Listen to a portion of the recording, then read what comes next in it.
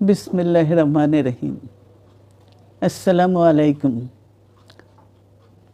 দীর্ঘদিন অসুস্থ থাকার পর আপনাদের সামনে কথা বলতে পারার জন্য আল্লাহর কাছে শুকরিয়া আদায় করছি।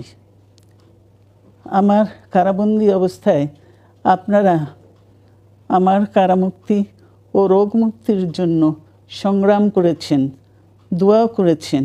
সেজন্য আমি আপনাদের সকলকে ধন্যবাদ জানাচ্ছি। দীর্ঘ আন্দোলন সংগ্রাম ও ত্যাগের মধ্য দিয়ে আমরা ফ্যাসিবাদী অবৈধ সরকারের কাছ থেকে মুক্তি পেয়েছি।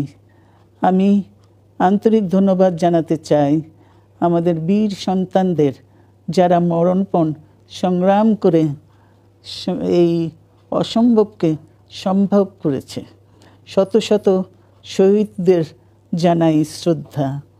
এ বিজয় আমাদের নতুন সম্ভাবনা নিয়ে এসেছে। দীর্ঘদিনের নজিরবিহীন দুর্নীতি,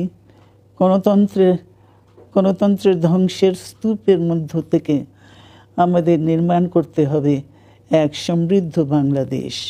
ছাত্র তরুণরাই আমাদের ভবিষ্যৎ। তরুণরা এই যে স্বপ্ন নিয়ে বুকের রক্ত ঢেলে দিয়েছে, সেই স্বপ্ন বাস্তবায়নে করতে মেধা, যোগ্যতা, জ্ঞান ভিত্তিক গণতান্ত্রিক বাংলাদেশ গড়ে তুলতে হবে। শোষণহীন সমৃদ্ধ বাংলাদেশ, সকল ধর্মের গোত্রের অধিকার নিশ্চিত করতে হবে। শান্তি,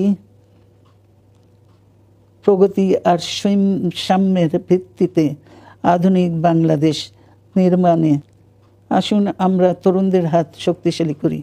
ধ্বংস নয়, প্রতিশোধ নয়, প্রতিহিংসা নয়, ভালোবাসা, শান্তি ও জ্ঞান ভিত্তিক সমাজ গড়ে তুলি।